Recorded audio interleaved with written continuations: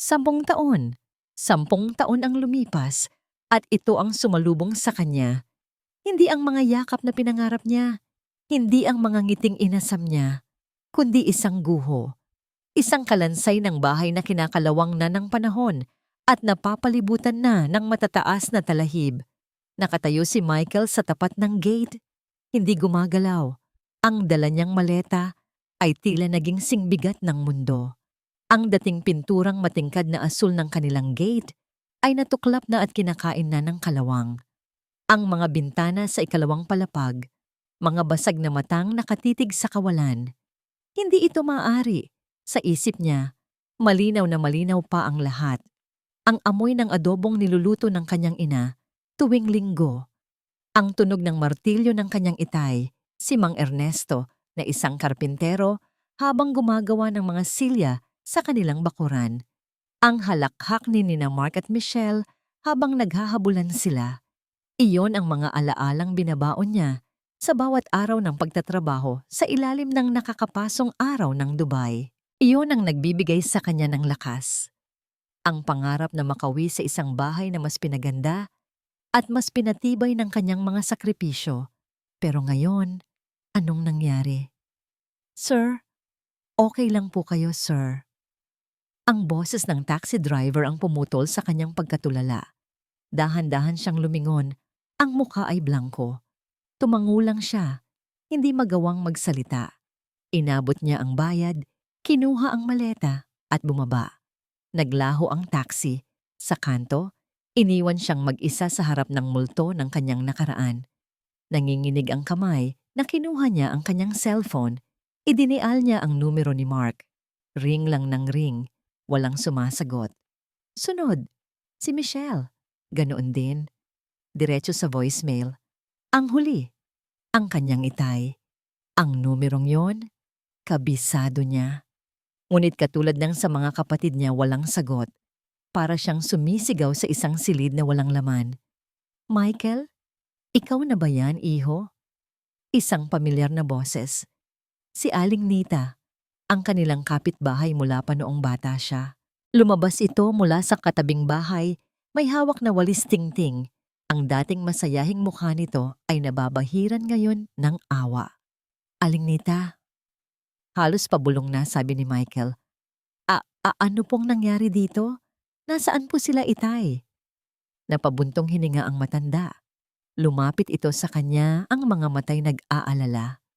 Naku, Michael, matagal-tagal na rin silang wala riyan. Mula noong naibenta ang bahay at lupa. Parang may bumagsak na yelo sa sikmura ni Michael. Naibenta? Paanong nangyari yon? Nagpapadala ako buwan-buwan, Aling Nita. Higit pa sa sapat. Umiling si Aling Nita. Hindi ko alam ang buong kwento, iho. Ang mga kapatid mo, ayun, kung saan-saan nagpupunta. Si Mang Ernesto naman. Huminto ito. Tila nag-aalangang magpatuloy. Ano po si Itay? Giit ni Michael. Ang boses ay nagsisimula ng manginig. Nasaan po siya? Maayos lang po ba siya? Yumuko si Aling Nita at itinuro ang direksyon papunta sa bayan. Madalas ko siyang nakikita doon.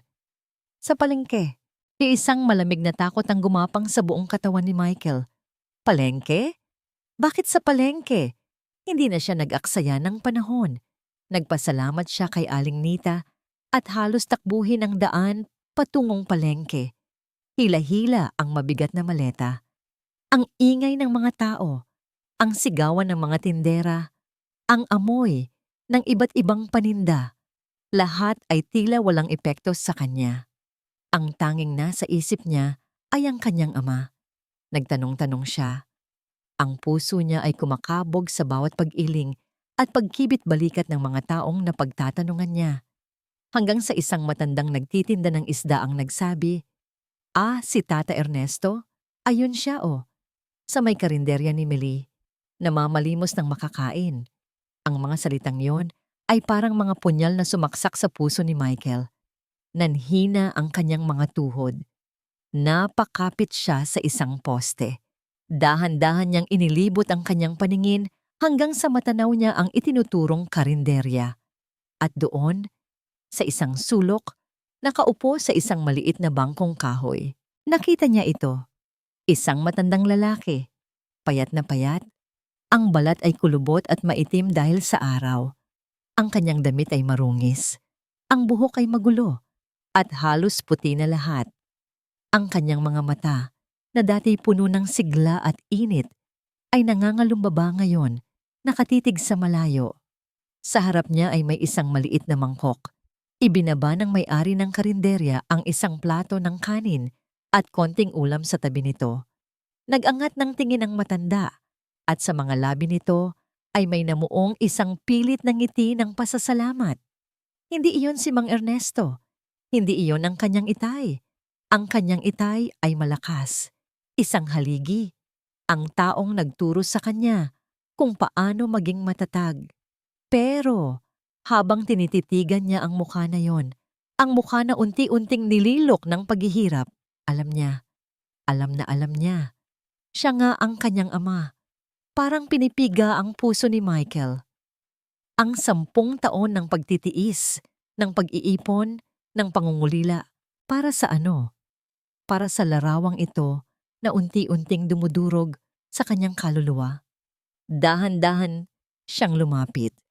Bawat hakbang ay parang may bigat na 1 tonelada. Tumigil siya sa harap ng kanyang ama. Nag-angat ng tingin si Mang Ernesto, ang mga matay nanlalabo.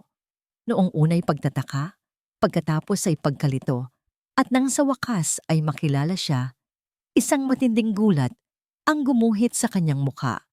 Sinubukan niyang itago ang mangkok sa kanyang likuran. Michael, basag ang boses na sabi nito. Anak, anong ginagawa mo rito? Kala ko ba? Hindi makapagsalita si Michael. Ang mga luha ay nag-uunahan sa pagpatak mula sa kanyang mga mata. Yumuko siya, pinantay ang kanyang sarili sa ama at hinawakan ang magaspang at payat nitong kamay. Itay. Iyon lang ang lumabas sa kanyang bibig. Isang salita na puno ng sakit, pagkalito at pagmamahal. Biglang isang malakas na busina ng sasakyan ang umagaw sa kanilang atensyon.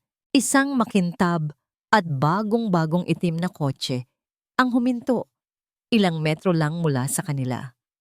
Bumukas ang pinto at mula doon ay bumaba ang 2 taong nakasuot ng mamahaling damit at mabangong pabango. Si Mark at si Michelle. Tumingin sila kay Michael, walang tuwa, walang gulat. Ang mga mata nila ay malamig na parang yelo, puno ng distansya at tila pagkamuhi. Nakatayo lang sina Mark at Michelle sa tabi ng kanilang makintab na sasakyan.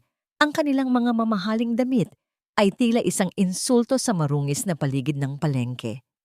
Ang mga mata nila, walang bakas ng pagkagulat o saya na makita ang kapatid na 10 taon nilang hindi nakasama. Malamig, mapanghusga. Tumayo si Michael mula sa pagkakaluhod. Pinagpagan niya ang alikabok sa kanyang pantalon, ngunit ang dumi na kumapit sa kanyang puso ay hindi basta-basta matatanggal.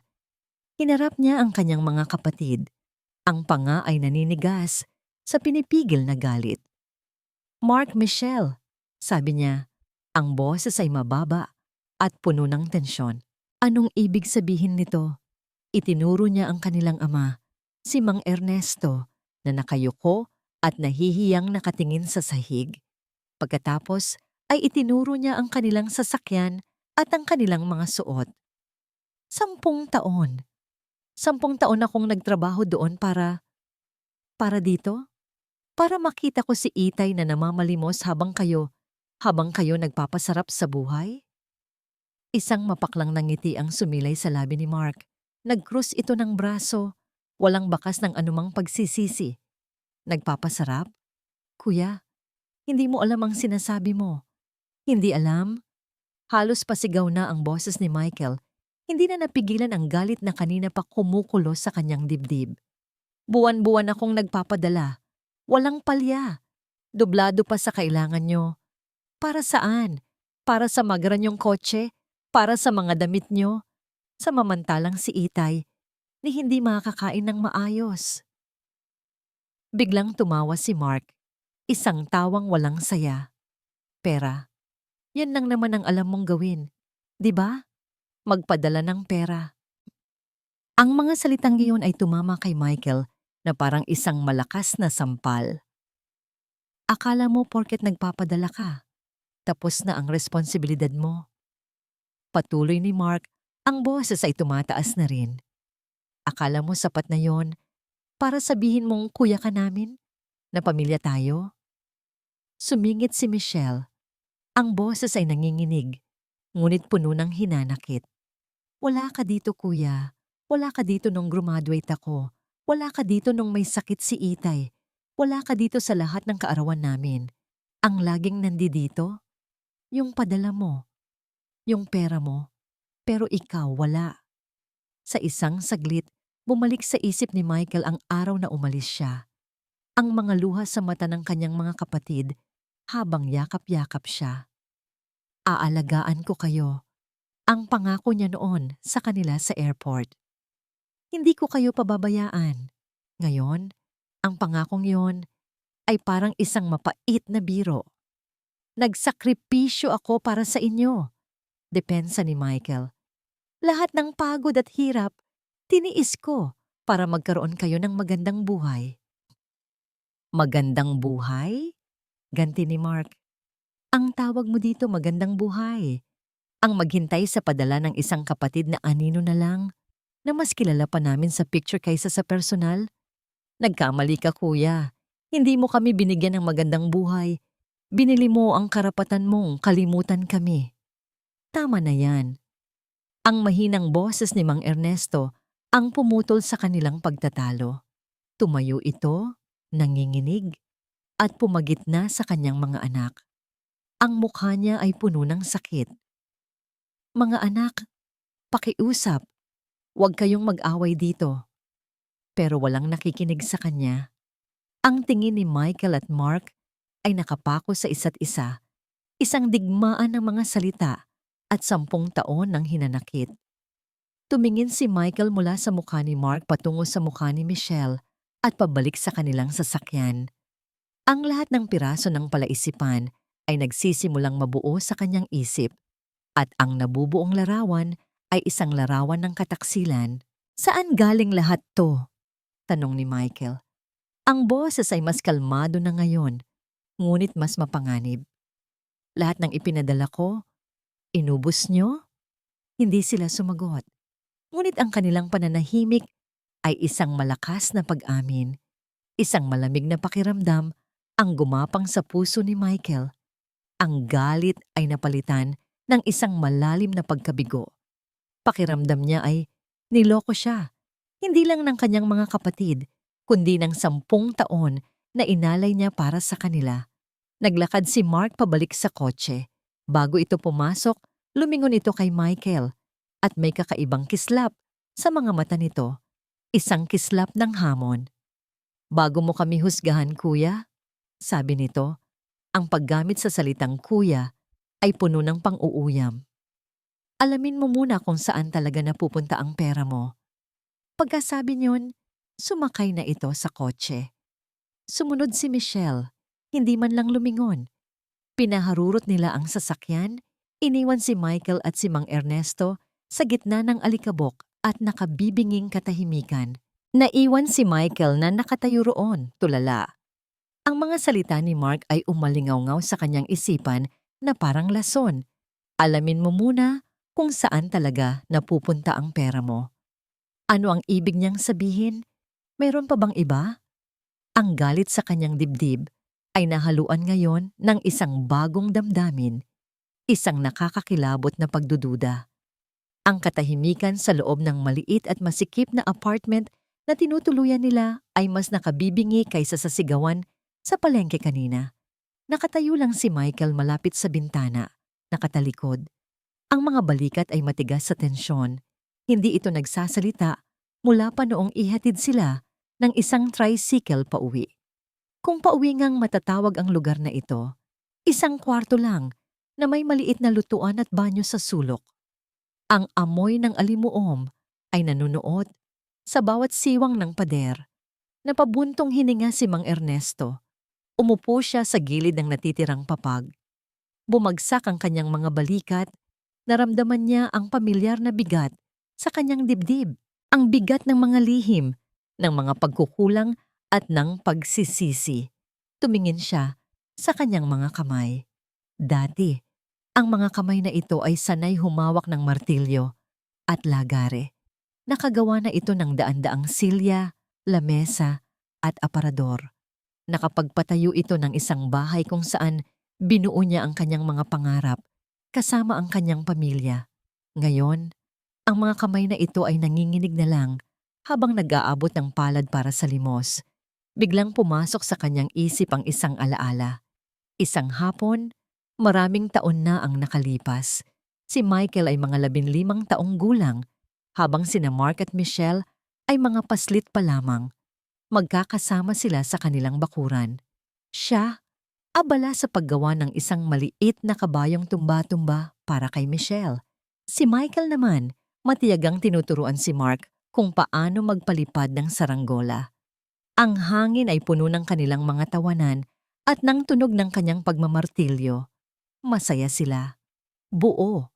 Napapikit si Mang Ernesto. Hinugot niya mula sa kanyang bulsa ang isang luma at lukot na pitaka. Mula roon ay kinuha niya ang isang litrato na kupas. Pas na ang mga kulay, ang kanyang asawa, si Michael, at ang dalawang maliliit na sina Mark at Michelle. Nakangiti silang lahat. Patawad. Halos walang tunog na bulong niya sa litrato. Patawad. Mahal. Nabigo ako. Isang malakas na kalabog ang nagpabalik sa kanya sa kasalukuyan. Nagulat siya nang makita si Michael na marahas na binubuksan ang nag-iisang aparador sa silid. Nilalabas nito ang iilang damit na nakatupi roon at inihahagis sa sahig. Michael, anak, anong ginagawa mo? Nag-aalalang tanong ni Mang Ernesto. Hindi sumagot si Michael. Patuloy lang ito sa paghalongkat. Ang panga ay mahigpit na nakatiim.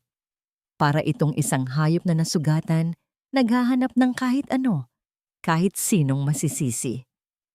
Mula sa aparador, ibinaling nito ang atensyon sa isang maliit na baul na gawa sa kahoy sa ilalim ng papag. Huwag yan, anak. Pakiusap ni Mang Ernesto. Mga lumang gamit lang yan. Ngunit huli na ang lahat. Binuksan na ni Michael ang baul. Ang laman nito ay mga lumang papel, mga resibo, mga sulat, walang halaga sa iba. Pero para kay Mang Ernesto, mga piraso yon ng kanilang nakaraan. Nagsimulang kalkalin ni Michael ang mga papel.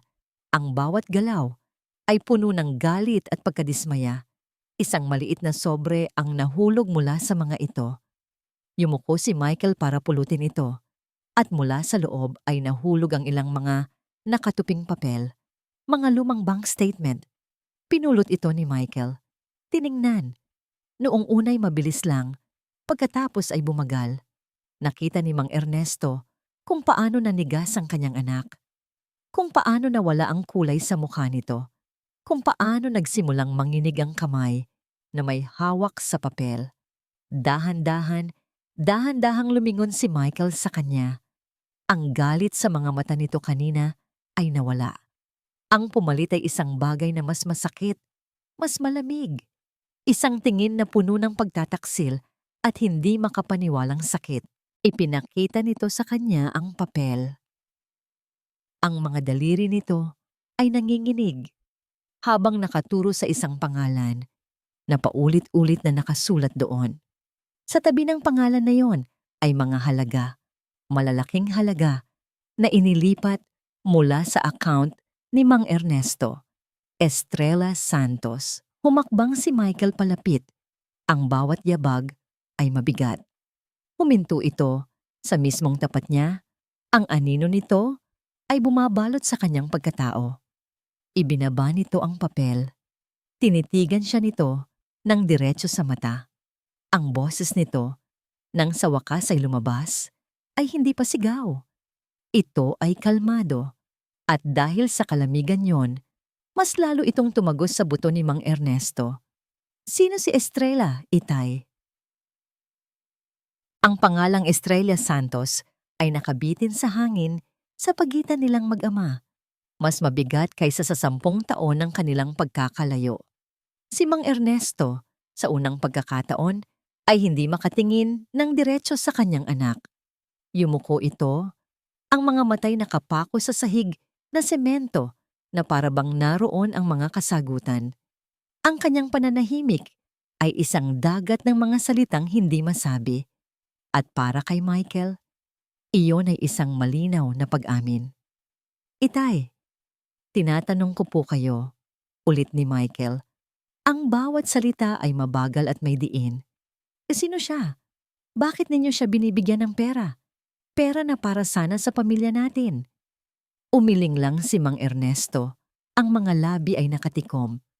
Ang pagmamatigas ng kanyang ama ay lalo lang nagsindi sa apoy ng galit at pagdududa sa puso ni Michael.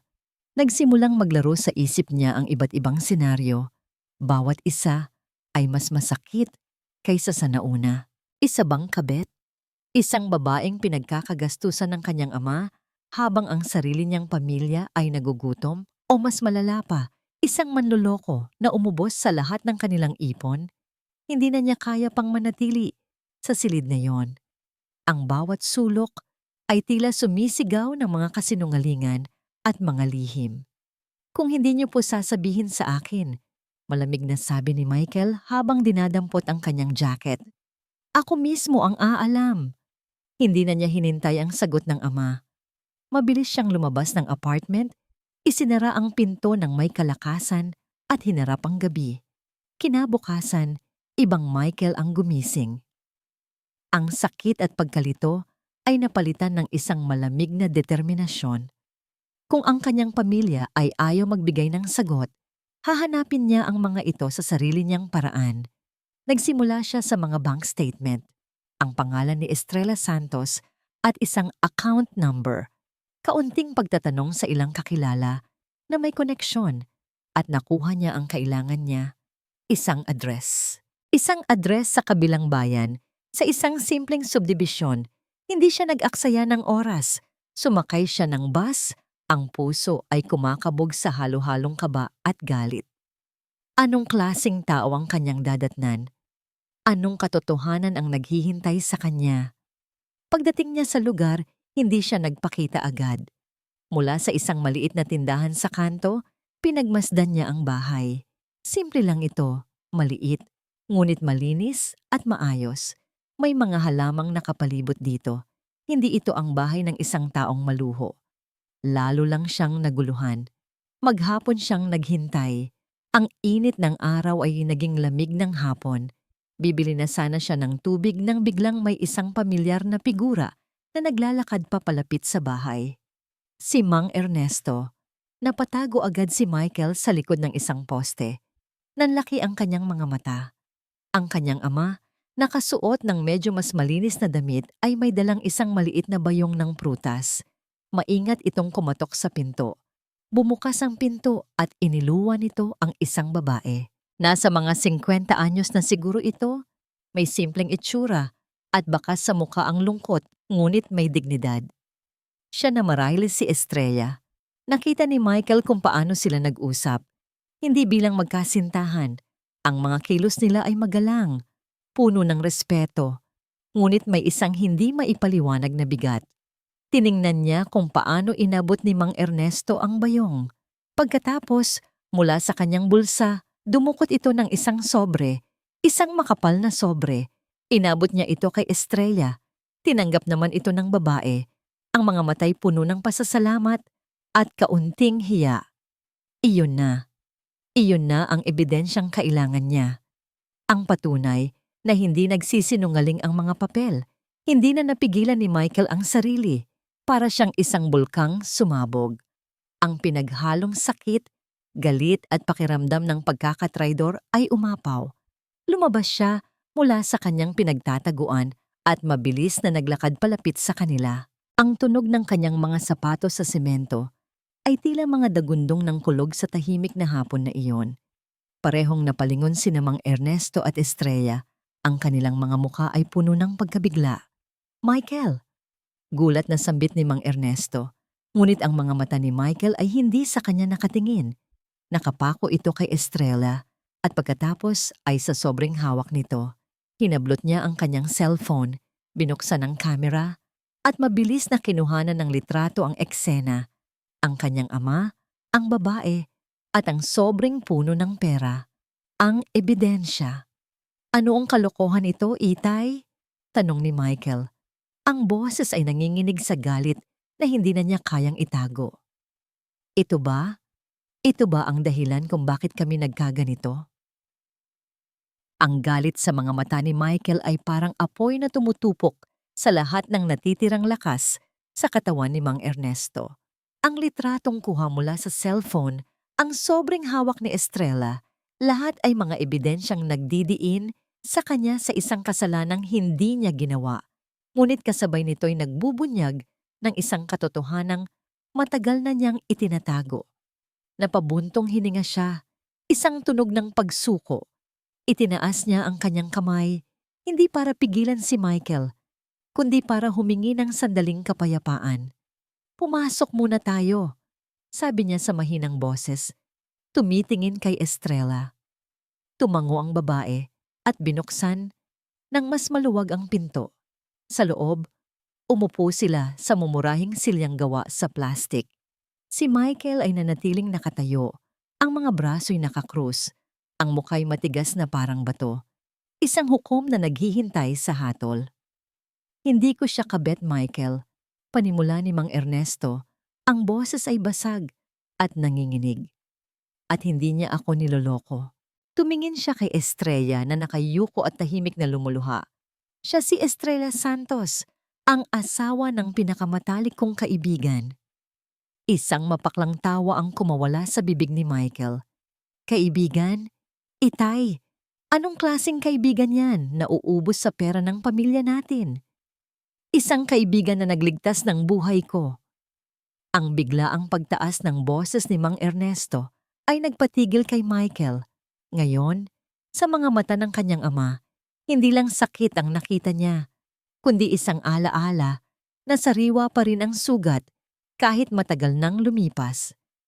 Nagpatuloy si Mang Ernesto, ang boses ay bumalik sa pagiging mahina, puno ng pait. Ang pangalan niya ay Ricardo. Kasama ko siya sa construction site, 15 taon na ang nakalipas. Masipag, mabuting tao, parang kapatid na ang turingan namin. Isang araw, may nangyaring aksidente. Gumuho ang scaffolding na kinatatayuan namin. Hindi ko nakita. Ang huli ko na lang naramdaman ay ang malakas na pagtulak niya sa akin palayo sa peligro. Huminto si Mang Ernesto, lumunok, tila nilalabanan ng mga luhang nagbabadyang tumulo. Nakaligtas ako, Michael, isang galos lang, pero siya ang nabagsakan, siya ang nawala. Ang bawat salita ay parang tinik na lumalabas sa kanyang lalamunan. Dapat sanay ako yon, anak. Dapat sanay ako. Isang nakabibinging katahimikan ang bumalot sa silid. Ang galit sa mukha ni Michael ay dahan-dahang napalitan ng pagkalito. Mula noon, pagpapatuloy ni Mang Ernesto, hindi na ako tinantanan ng konsensya ko. Iniwan niya si Estrella at ang kanilang kaisa-isang anak na lalaki. Sinubukan kong tumulong, pero may pride si Estrella. At pagkatapos ng ilang taon, sa sobrang lungkot at problema, naglayas ang anak niya. 10 taon na ring nawawala. Tumingin si Mang Ernesto sa sobrang nasa lamesa. Ang perang yan, Michael, hindi para sa luho. Ipinangkuha namin ng pribadong investigador para mahanap ang nawawala niyang anak. Iyon lang ang paraan na naisip ko para mabayaran ang utang na buhay ko kay Ricardo. Natulala si Michael. Ang kwentong narinig niya ay napakalayo sa mga iniisip niya. Pero kahit na may katotohanan, ang sakit ng pagkakatraidor ay naroon pa rin. Kaya pala, sabi ni Michael, ang boses ay puno ng sarkasmo. Kaya pala naubos ang lahat. Mas mahalaga pa ang utang na loob ninyo sa isang patay kaysa sa kinabukasan ng sarili ninyong mga anak na buhay. Michael, Hindi ganoon. Hindi ganoon? Putol ni Michael. Itay, nagpakahirap ako sa ibang bansa. Bawat sentimong ipinadala ko, may katumbas na pawis at dugo. Inisip ko, para sa inyo yon, para kina Mark at Michelle. Pero saan napunta? Sa paghahanap sa anak ng ibang tao. Tumayo si Michael, handa nang umalis. Ang pagkalito niya ay muling nabalutan ng sama ng loob. Para sa kanya, pinili ng kanyang ama ang ibang tao kaysa sa sarili nitong pamilya. Hindi mo naiintindihan. Ang boses ni Estrella ang pumigil sa kanyang paghakbang. Nag-angat ito ng mukha, ang mga matay namumugto, ngunit may determinasyon. Michael, pakiusap, makinig ka. Wala na akong gustong marinig. Kailangan mong malaman. Giit ni Estrella, tumatayo na rin. Ang investigador. Oo, nahanap na niya ang anak ko. Pero may nalaman siyang iba. Isang bagay na hindi niya sinasadyang matuklasan habang nag-iimbestiga. Natigilan si Michael. Anong sinasabi mo? Tumingin si Estrella sa kanya. Ang mga matay puno ng awa at takot para sa kanya. Isang bagay na tungkol sa pamilya mo. Ang mga huling salita ni Estrella ay umalingaw-ngaw sa isip ni Michael habang sakay siya ng tricycle papunta sa isang address na ibinigay nito. Isang maliit na opisina sa isang lumang gusali sa Maynila. Ang opisina ng pribadong investigador. Isang bahagi niya ang gustong maniwala na isa lang itong palabas, isang desperadong paraan para ilihis ang usapan mula sa pera. Ngunit ang takot sa mga mata ni Estrella kanina, iyon ay totoo. Pagdating niya, isang lalaking nasa mid-40s, may makapal na salamin at seryosong muka, ang sumalubong sa kanya. Ipinakilala nito ang sarili bilang si Mr. Reyes, ang investigador. Ang opisina ay maliit, siksikan sa mga folder at papeles, may amoy ng lumang papel at kape. Maupo ka, Mr. Morales. Sabi ni Mr. Reyes, itinuturo ang isang silya sa harap ng kanyang lamesa. Tumawag sa akin si Mrs. Santos. Sinabi niyang darating ka. Umupo si Michael. Ang mga kamay ay nasa ibabaw ng kanyang mga tuhod, naninigas. Tungkol saan daw po ito? Sumandal si Mr. Reyes sa kanyang upuan, pinagsalikop ang mga daliri. Ang trabaho ko ay hanapin ang nawawalang anak ni Mrs. Santos. At nagtagumpay naman ako. Ilang linggo na ang nakalipas. Natagpuan ko siya sa Cebu. May sarili ng pamilya. Masaya na siya. May kung anong kirot na naramdaman si Michael. Buti pa ang anak ng iba nahanap. Samantalang siya, na bumalik, ay parang nawalan ng pamilya. Mabuti naman kung ganoon. Walang ganang sabi ni Michael. Pero ano pong kinalaman niyan sa pamilya ko? Naging mas seryoso ang mukha ng investigador. Binuksan nito ang isang drawer at inilabas ang isang maliit na digital recorder. Habang sinusundan ko ang mga lead tungkol sa anak ni Mrs. Santos, isa sa mga dati niyang kaibigan ang nagbanggit ng pangalan ng ama mo. Natural, kinailangan kong alamin kung may koneksyon. Kaya minanmanan ko rin ng bahagya ang galaw ng pamilya mo. Napakunot ang noo ni Michael. Minanmanan? Standard procedure lang, sabi ni Mr. Reyes. Pero sa proseso, may isang bagay na nakaagaw ng atensyon ko. Isang partikular na tao na madalas bumisita at tumawag sa mga kapatid mo kapag wala ang ama mo. Isang kamag-anak nyo. May kaba na nagsimulang gumapang sa dibdib ni Michael. Ang pangalan niya ay Lorna. Tita Lorna niyo raw, sabi ni Mr. Reyes. At pagkatapos ay idinuldol ang play button sa recorder. Isang pamilyar na boses ang pumuno sa maliit na silid. Ang boses ng kanyang tita Lorna. Matinis at palaging may halong panguuyam. At ang kausap nito, si Michelle, boses ni tita Lorna. Naku, Michelle, iha. Huwag ka nang umasa dyan sa kuya mo. Ang sabihin mo, kinukonsensya na lang yan, kaya nagpapadala. Boses ni Michelle. Pero tita, sabi niya. Boses ni tita Lorna. Ano? Nababalik siya? Hay nako. Alam mo ba ang balita ko mula sa kakilala ko sa Dubai? May asawa at anak na raw yun doon. Kaya yung perang pinapadala niya, pampalubag loob na lang yan sa inyo. Bayad sa pagkakasala niya. Kaya kung ako sa inyo, gamitin nyo na. I-enjoy nyo. Karapatan nyo yan. Bago pa tuluyang maglaho yung kuya mong naglolokos sa inyo. Natigilan ang paghinga ni Michael. Para siyang sinaksak ng paulit-ulit habang pinapakinggan ang lason na isinusubo ng kanyang tiyahin sa isipan ng kanyang kapatid. Ang bawat salita ay isang patak ng asido. Unti-unting sinisira ang anumang pagmamahal at tiwala na natitira. Pinindot ni Mr. Reyes ang stop. Ang katahimikan na sumunod ay mas matindi pa sa ingay ng recording. That was 2 years ago, sabi ng investigador. At hindi lang iyan ang pagkakataon. Si Michael ay nakatitig lang sa kawalan. Ang utak niya ay nagpoproseso. Ang malamig na tingin ni na Mark at Michelle. Ang mga salitang binitawan nila sa palengke. Pera lang ang alam mong ipadala. Binili mo ang karapatan mong kalimutan kami. Lahat ng iyon. Hindi lang pala simpleng hinanakit dahil sa kanyang pagkawala. Iyon ay hinanakit na pinagyabong at diniligan araw-araw ng kasinungalingan. Isang kasinungalingan na perpektong bumagay sa kanilang nararamdamang pag-iisa. Ang galit niya sa kanyang mga kapatid, sa kanyang ama, ay biglang nag-iba ng direksyon. Napalitan ito ng isang nakapangingilabot na realisasyon. Hindi lang sila ang may kasalanan. Siya rin, dahil sa kanyang pagkawala, nagkaroon ng puwang. Isang malaking puwang na hindi kayang punan ng kahit gaano karaming pera. At sa puwang na yon, doon pumasok ang lason. Bakit?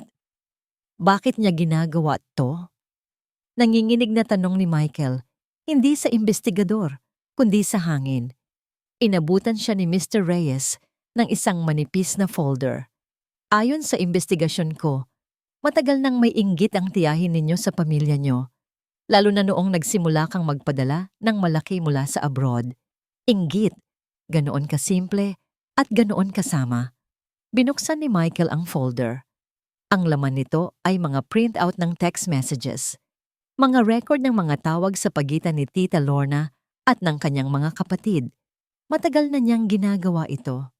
Ang huling sinabi ni Mr. Reyes ay parang isang pako na ibinaon sa kanyang utak. Napatayo si Michael. Hindi niya namalayan ang sarili. Ang pakiramdam niya ay nasusuka. Ang buong pundasyon ng kanyang sakripisyo, ang buong paniniwala niya sa pamilya, ay gumuho sa isang iglap. Hindi dahil sa pera, hindi dahil sa babae. Gumuho ito dahil sa laso ng inggit at sa kasalanan niya ng pag-iwan. Ang biyahe papunta sa bahay ni Tita Lorna ay malabo sa isipan ni Michael. Hindi niya matandaan kung paano siya nakarating doon. Ang tanging alam niya ay ang bigat sa kanyang dibdib na unti-unting nagiging isang malamig at matigas na bato ng galit. Hawak niya sa isang kamay ang folder na ibinigay ni Mr. Reyes, ang ebidensya. Ang bahay ni Tita Lorna ay mas maliit kaysa sa dati nilang bahay, ngunit maayos. May mga nakasampay na bagong laba sa labas. Mula sa bintana, naririnig niya ang malakas na tunog ng telebisyon, isang ordinaryong araw para sa isang taong sumira ng isang buong pamilya. Kumatok siya. Hindi malakas, hindi mahina. Isang katok na puno ng bigat. Ilang sandali pa, bumukas ang pinto. Sino yan? Michael? Ang pagkukunwaring gulat sa mukha ni Tita Lorna ay hindi man lang kapani-paniwala. Ikaw pala, iho. Kailan ka pa umuwi? Aba, hindi ka man lang nagsasabi. Pumasok ka. Pumasok ka. Hindi gumalaw si Michael mula sa kanyang kinatatayuan. Tinitigan lang niya ito. Ang mga mata niya ay malamig at walang emosyon.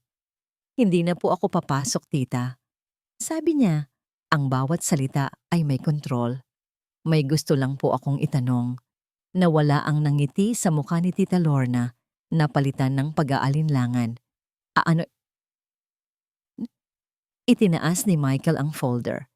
Kilala niyo po ba ang sinasabi niyong kakilala niyo sa Dubai? Yung nagsabing may asawa at anak na ako roon? Biglang namutla si Tita Lorna. Ang mga mata nito ay nerbyosong gumalaw. Ano bang pinagsasabi mo, Michael? Hindi ko alam iyan. Hindi po ba? Binuksan ni Michael ang folder at inilabas ang isang piraso ng papel, ang transcript ng recording. Dahil ang boses niyo po, klarong-klaro dito. Hinawakan ni Tita Lorna ang pinto na parang doon kumukuha ng suporta. Ang pagkukunwari ay nawala na. Ang pumalit ay depensa. Tsismis lang yan. Naririnig ko lang din yan sa iba. Talaga po ba? Tanong ni Michael.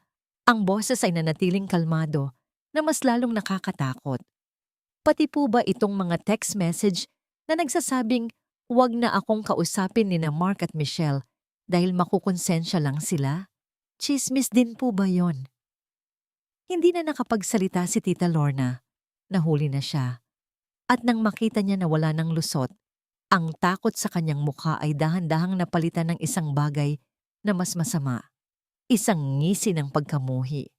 Oh, ano ngayon? Matapang na sabi nito. Aaminin ko, oo. Ako nga ang nagsabi noon. At dapat lang. Anong akala mo sa sarili mo? Isang bayani. Nagpapadala ka ng pera, tapos okay na lahat. Humakbang ito palapit sa kanya. Ang boses ay puno na ng lason. Umalis ka. Pinabayaan mo sila. Habang ikaw, masarap ang buhay sa Dubai. Sila. Dito. Nag-iisa. Walang kuyang masasandalan. Ako. Ako lang ang nandyan para sa kanila. Sinungaling ka, mahinang sabi ni Michael. Hindi ako sinungaling, sigaw nito. Ginawa ko lang kung anong tama. Nakita ko kung paano kayo inangat ng pera mo habang kami naghihirap pa rin. Hindi yun patas. Kaya sinira ko, oo. Sinira ko ang pagtingin nila sa'yo para maramdaman mo ang nararamdaman namin. Para maramdaman mo kung paano maiwan. Nakatitig lang si Michael. Ang galit na kanina'y nag-aalab sa kanya ay biglang nawala. Ang pumalit ay isang malawak at malamig na kawalan. Walang saysay makipagtalo. Walang saysay sumigaw. Tapos na. Sira na. Tinalikuran niya ito. Hindi na nagsalita pa. Saan ka pupunta? Pahabol na sigaw ni Tita Lorna. Bumalik ka rito. Hindi pa tayo tapos. Pero para kay Michael, tapos na ang lahat. Naglakad siya ng walang direksyon. Nagsimulang umambon. Hindi niya ito pinansin. Ang maliliit na patak ng ulan ay naging malakas na buhos, pero nagpatuloy lang siya sa paglakad. Basa na ang kanyang damit, ang kanyang buhok, pero hindi niya alintana. Ang lamig sa labas ay walang-wala, kumpara sa lamig sa loob ng kanyang puso. Sa wakas, napagod ang kanyang mga paa. Napaupo siya sa isang waiting shed sa gilid ng kalsada, sa labas lang ng eskinita, papunta sa apartment ng kanyang ama. Doon, sa gitna ng malakas na ulan, ibinuhos niya ang lahat. Sumandal siya at tumingala sa madilim na langit. Ang kasalanan ay hindi lang kay Tita Lorna. Ang kasalanan ay hindi lang kina Mark at Michelle. Ang kasalanan ay hindi lang sa kanyang ama. Ang pinakamalaking kasalanan ay sa kanya. Tama si Tita Lorna. Umalis siya. Iniwan niya sila. Nagpadala siya ng pera pero hindi niya ipinadala ang sarili niya. Ang kanyang presensya, ang kanyang gabay, ang kanyang pagiging kuya. Gumawa siya ng isang malaking puwang, isang vacuum, at natural lang na may ibang pumuno dito. At sa kasamaang palad, laso ng ipinampuno. Ang 10 taon ng sakripisyo. Ang libu-libong oras ng pagtatrabaho sa ilalim ng araw. Ang Paskong mag-isa. Ang kaarawang walang kasama. Lahat ng iyon para sa wala. Pakiramdam niya, siya mismo ang sumira sa sarili niyang pamilya. Isang malakas na kulog ang dumagundong, kasabay ng pagbagsak ng kanyang mga luha. Humahalo sa tubig ulan sa kanyang mukha. Naramdaman niya ang kabiguan, ang pagsisisi at ang absolutong kawalan ng pag-asa. Lahat ay nawala. Isang kamay ang marahang dumapo sa kanyang balikat. Nag-angat siya ng tingin. Nakatayo sa kanyang tabi May hawak na payong ay ang kanyang ama. Basang-basa rin ito, pero ang mga matay puno ng pag-unawa at sakit para sa kanya. Anak, umuwi na tayo. Mahinang sabi ni Mang Ernesto. Mag-usap tayo. Ang hangin sa loob ng apartment ay mabigat. Siksik sa mga salitang hindi masabi. At sa 10 taon ng hinanakit. Nakaupo sina Mark at Michelle sa isang sulok. Ang mga mukha ay puno ng pagtataka at pagtatanggol sa sarili. Katabi ko si Itay. Ang kanyang presensya ay nagbibigay ng kaunting lakas. Ang folder na galing sa investigador ay nakapatong sa maliit na lamesa sa gitna namin, parang isang bombang naghihintay na sumabog. Humugot ako ng malalim na hininga. Ang galit na nararamdaman ko kanina ay wala na. Ang natitira na lang ay isang malalim na lungkot. Isang lungkot para sa aming lahat. Hindi ako naparito para magalit. Panimula ko, ang boses ko ay halos pabulong. Tumingin ako ng diretso sa kanilang mga mata. Naparito ako para humingi ng tawad. Nakita ko ang pagkalito sa kanilang mga mukha. Sila ang nagkamali, pero ako ang humihingi ng pasensya. Patawarin na niyo ako. Pagpapatuloy ko, ang bawat salita ay may bigat. Patawarin na niyo ako. Dahil wala ako. Iniwan ko kayo. Akala ko, sapat na ang pera. Akala ko, nabibili ng padala ko ang pagiging kuya. Nagkamali ako.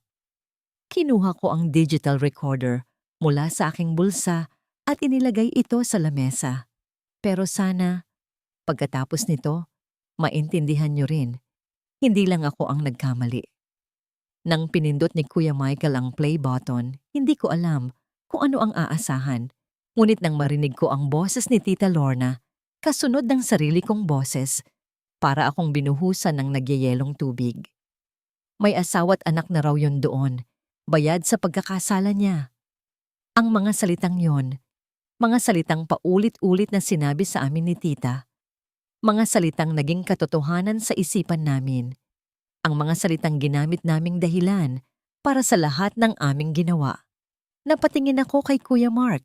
Ang kanyang mukhang laging matapang ay unti-unting gumuho. Ang kanyang mga mata ay nanlalaki, puno ng hindi makapaniwalang sakit. Parang ngayon lang namin narinig kung gaano kasama, kung gaano kalason ang mga salitang iyon. Hindi totoo yan, sabi ko. Nanginginig, sinusubukang kumbinsihin ang sarili ko. Gawa-gawa lang yan. Ngunit binuksan ni Kuya Michael ang folder. Ipinakita niya ang mga text message, ang mga petsa, ang mga eksaktong salita na sinabi sa amin ni Tita Lorna, ang mga payo niya na gastusin ng pera, ang mga paninira niya kay Itay.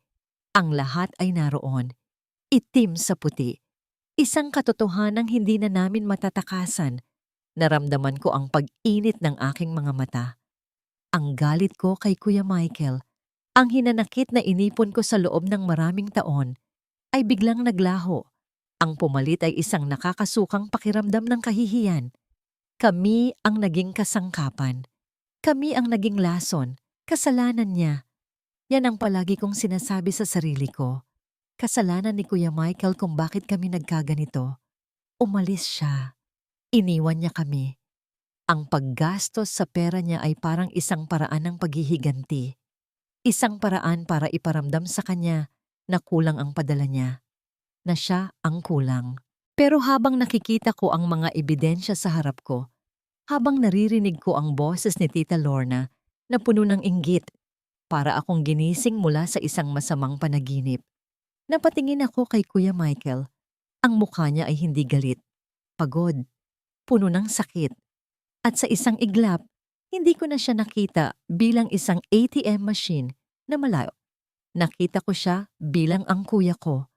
Ang kuya kong nagsakripisyo, na naloko at nasaktan. Dahil sa amin, napayuko ako. Ang bigat sa aking dibdib ay hindi na kayang dalhin. Ang lahat ng luho, ang kotse, ang mga damit, lahat ay parang basura ngayon. Ang mga ito ang naging simbolo ng aming katangahan, ng aming pagkabulag. Pipatawad, kuya. Ang mga salita ay hirap lumabas. Ang pag-amin sa kasalanan ay mas masakit pa kaysa sa inaakala ko. Naramdaman ko ang paghikbi ni Michelle sa tabi ko. Hindi nagtagal, ang sarili ko mang mga luha ay nagsimula ng bumagsak. Mga luha ng pagsisisi, mga luha ng kahihiyan, mga luha para sa 10 taon na sinayang namin. Nang makita ko ang pagguho ng kanilang mga depensa, ang pag-agos ng kanilang mga luha, walang saya o pagkapanalo akong naramdaman. Ang naramdaman ko lang ay awa. Para sa kanila, para sa akin, para sa pamilyang sinira ng mga kasinungalingan at ng pagkakalayo. Tumayo ako at lumapit sa kanila. Inilahad ko ang aking mga braso. Nag-alinlangan sila noong una. Pagkatapos, si Michelle, humahagulgol, ang unang yumakap sa akin, mahigpit. Parang isang batang naliligaw na sa wakas ay natagpuan na ang daan pauwi. Sumunod si Mark. Ang kanyang malaking katawan ay nanginginig sa pag-iyak. Ang kanyang yakap ay puno ng pagsisising hindi masabi. Sa kauna-unahang pagkakataon, sa loob ng 10 taon, magkakayakap kaming tatlo. Hindi sa gitna ng selebrasyon o ng masaganang handaan, kundi sa gitna ng mga durog na pangarap at ng masakit na katotohanan. Ang aming mga luha ay naghahalo, nililinis ang mga sugat na matagal nang nagnanana. Sa gitna ng kanilang mga hikbi, narinig ko ang tanong ni Michelle. Isang tanong na tumagos sa puso naming lahat. Isang tanong na walang madaling sagot. Paano na tayo ngayon? Ang gabi pagkatapos ng unos ay kakaiba. Ang bigat sa hangin ay napalitan ng isang nakakapanghinang kapaguran, ngunit sa ilalim nito, may isang maliit na kislap. Isang bagay na matagal nang nawala sa kanilang apat. Ang pag-asa. Walang natulog ng maayos. Magkakasama silang umupo sa sahig ng maliit na apartment. Ang liwanag mula sa nag-iisang bumbilya ay nagbibigay anino sa kanilang mga mukhang pagod. Ngunit sa pagkakataong ito, walang pader sa pagitan nila. Walang mga lihim. Nagsimulang magkwento si Mang Ernesto. Hindi na pautal-utal kundi buong buo. Ikinuwento niya ang lahat tungkol kay Ricardo, ang kanilang pagkakaibigan, ang araw ng aksidente, at ang bigat ng utang na loob na pinasan niya sa loob ng 15 taon. Habang nagsasalita siya, parang unti-unting nababawasan ang kulubot sa kanyang noo, na para bang ang paglalahad ng katotohanan ay nag-aalis ng bigat na matagal na niyang dinadala. Pagkatapos, si Mark ang nagsalita. Aminado. Inamin niya ang lahat. Ang inggit na naramdaman niya sa mga kaibigan niyang may magagarang gamit. Ang galit na naramdaman niya sa bawat kamusta ni Michael sa telepono na parang obligasyon lang. Ikinuwento niya kung paano nila ginastos ang pera sa mga party, sa mga biyahe, sa mga bagay na panandalian lang ang saya, lahat sa isang desperadong pagtatangka na punan ang nararamdaman nilang kahungkagan. Si Michelle, sa pagitan ng mga hikbi, ay ikinuwento kung paano siya naniwala sa bawat salita ni Tita Lorna dahil mas madaling maniwala sa isang kasinungalingan na nagpapatunay sa nararamdaman mo kaysa sa isang katotohanang kailangan mong hintayin. Inamin niya ang kanyang pangungulila sa isang kuya na halos hindi na niya maalala ang muka. At sa huli, si Michael ang nagbahagi. Ikinuwento niya ang kalungkutan sa Dubai. Ang mga gabi na ang tanging kasama niya ay ang mga litrato nila. Ang pressure na kailangan niyang magpadala ng malaki para mapatunayang nagtatagumpay siya. Ang kasalanan na naramdaman niya sa bawat importanteng okasyon na hindi niya napuntahan. Inamin niya na sa sobrang pagtuon niya sa pagiging tagapagbigay, nakalimutan niya kung paano maging presente. Sa gabing iyon, sila ay hindi na magkahiwalay na mga isla ng sakit. Sila ay naging isang pamilya, pinag-isa ng kanilang mga pinagsasaluhang sugat. Nagkikinig sila, umiiyak sila, at sa kauna-unahang pagkakataon, tunay silang nagkakaintindihan. Kinabukasan, may kumatok sa kanilang pinto. Si Estrella. May dala itong isang bayong ng prutas. Ang muka ay puno ng hiya, ngunit may determinasyon. Pasensya na sa abala, mahinang sabi nito. Nais ko lang sanang personal na humingi ng tawad sa naging gulo na naidulot ko. Pinapasok siya ni Mang Ernesto. Nagulat si Estrella nang makita ang magkakapatid na magkakasama. Tahimik, ngunit wala ng tensyon. Ako po dapat ang humingi ng tawad, sabi ni Michael. Tumatayo para harapin siya. Hinuhusgahan ko po kayo nang hindi ko alam ang buong kwento. Umiling si Estrella. Kung hindi dahil sa paghahanap sa anak ko, hindi sana mabubunyag ang katotohanan. Siguro may dahilan ng lahat. Ngumiti ito, isang tunay na ngiti, sa unang pagkakataon. Tumawag siya. Ang anak ko. Uuwi na siya sa susunod na buwan, matapos ang 10 taon. Ang balita ay nagdala ng isang alon ng pag-asa sa loob ng silid. Isang patunay na kahit gaano katagal mawala, posible pa rin ang pagbabalik. Nagpasalamat sila kay Estrella at sa kanyang pag-alis, parang may isang kabanata ng kanilang buhay na tuluyan nang nagsara. Nang hapong iyon, naglakad si Michael palabas, kasama ang kanyang ama at mga kapatid. Tumayo sila sa tapat ng guhong bahay na sumalubong sa kanya pag-uwi. Ang kalansay ng kanilang nakaraan. Tinitigan ito ni Mark at Michelle nang may pagsisisi. Ngunit si Michael, iba ang nakikita niya. Hindi na isang simbolo ng pagkabigo, kundi isang blankong canvas. Wala na tayong pera para ipagawa yan, kuya. Malungkot na sabi ni Mark. Tumingin si Michael sa kanya, pagkatapos ay kay Michelle at sa kanilang ama. Isang maliit na ngiti ang sumilay sa kanyang mga labi. Hindi natin kailangan ng malaking pera, sabi niya. Ang kailangan natin ay tayo. Tumingin siya muli sa bahay, ang isip ay naglalatag na ng mga bagong pangarap, hindi gawa sa mamahaling materyales, kundi gawa sa pagtutulungan. Itatayo natin ulit, sabi niya. Ang boses ay puno ng katiyakan. Pero sa pagkakataong ito, sama-sama tayo. Lumipas ang 6 na buwan. Ang dating guhong bahay ay nakatayo na ulit. Hindi ito singlaki o singgara ng mga bahay sa imahinasyon ni Michael noon. Simple lang ito. Ang pintura ay hindi mamahalin at ang ilang mga bintana ay galing pa sa segunda mano. Ngunit matibay ito. Bawat pako na ibinaon, bawat pader na itinayo, ay may kwento ng pagtutulungan. Nagdesisyon si Michael na huwag nang bumalik sa Dubai. Ang natitira niyang ipon, na inakala niyang para sa isang malaking bahay, ay ginamit niyang puhunan. Nagtayo sila ng isang maliit na furniture shop sa kanilang garahe. Ernesto and Sons, ang nakapinta sa karatulang kahoy sa harap. Isang karatulang si Mark mismo ang nagdisenyo.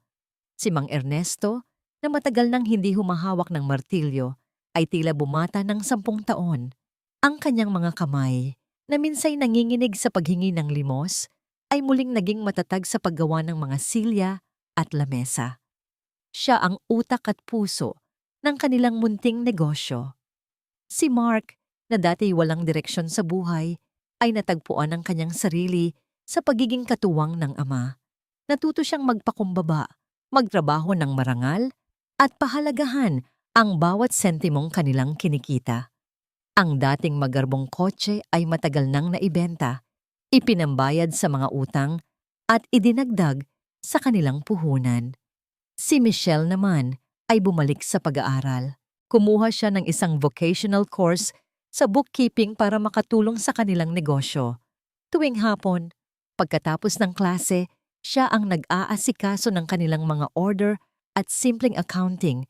Tinitiyak na bawat piso ay napupunta sa tama. Isang Sabado ng hapon, abala silang lahat. Si Michael at Mang Ernesto ay nagpapakinis ng isang bagong gawang lamesa. Si Mark ay naghahalo ng barnis. Si Michelle naman, kararating lang mula sa eskwela, ay naglabas ng malamig na tubig para sa kanila. May tumawag kanina, Itay. Masayang sabi ni Michelle, isang bagong customer. Gusto raw magpagawa ng isang set ng upuan para sa kanilang bagong bukas na restaurant. Ito na ang pinakamalaki nating order. Nagkatinginan sina Mang Ernesto at Mark. Ang kanilang mga mukha ay nagliwanag sa tuwa. Napangiti si Michael habang pinagmamasdan sila. Ang tunog ng kanilang tawanan at ang amoy ng bagong varnish na kahoy ay mas mabango kaysa sa alinmang pabango na naamoy niya sa Dubai. Nang gabing iyon, para ipagdiwang ang kanilang maliit na tagumpay, nagluto si Michelle ng adobong manok. Ang paborito nilang lahat.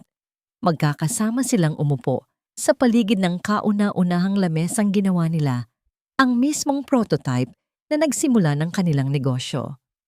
Simple lang ang kanilang hapunan, adobo, kanin, at malamig na tubig. Ngunit para kay Michael, ito na ang pinakamasarap na piging na kanyang napuntahan. Walang mamahaling gamit, walang magagarang damit. Ngunit ang kanilang hapagkainan ay puno. Puno ng kwentuhan, puno ng tawanan, puno ng mga pangarap na kanilang sabay-sabay na binubuo. Pagkatapos kumain, naupo si Michael sa labas ng kanilang bagong pinturang beranda, katabi ang kanyang ama. Pinagmasdan nila ang mga bituin sa tahimik na gabi. "Masaya ka ba rito, anak?" tanong ni Mang Ernesto. "Hindi mo ba hinahanap-hanap ang buhay mo sa Dubai?" Tumingin si Michael sa loob ng bahay. Mula sa bintana, tanaw niya sina Mark at Michelle na nag-aayos ng pinagkainan, nagtatawanan dahil sa isang maliit na biruan. "Noong nasa Dubai po ako, Itay," panimula ni Michael, "ang dami kong naipon na pera. Akala ko, yun na ang yaman. Akala ko, kapag naipatayo ko na ang malaking bahay at nabili lahat ng gusto nyo, doon ko mahahanap ang kaligayahan." Huminga siya ng malalim, nilalasap ang sariwang hangin. Pero ngayong gabi, habang kumakain tayo ng adobo, sa lamesang tayo mismo ang gumawa, sa bahay na tayo mismo ang nagtayo. Ngayon ko lang naintindihan. Lumingon siya sa kanyang ama. Isang nangiting puno ng pasasalamat at kapayapaan ang nasa kanyang mga labi. Hindi pala sa dami ng pera o sa laki ng bahay nakikita ang tunay na yaman. Itay. Nandito pala. Itinuro niya ang kanilang bahay kung saan ang ilaw ay nagniningning ng maliwanag, puno ng init at pagmamahal. Nasa pagsasama-sama lang pala natin.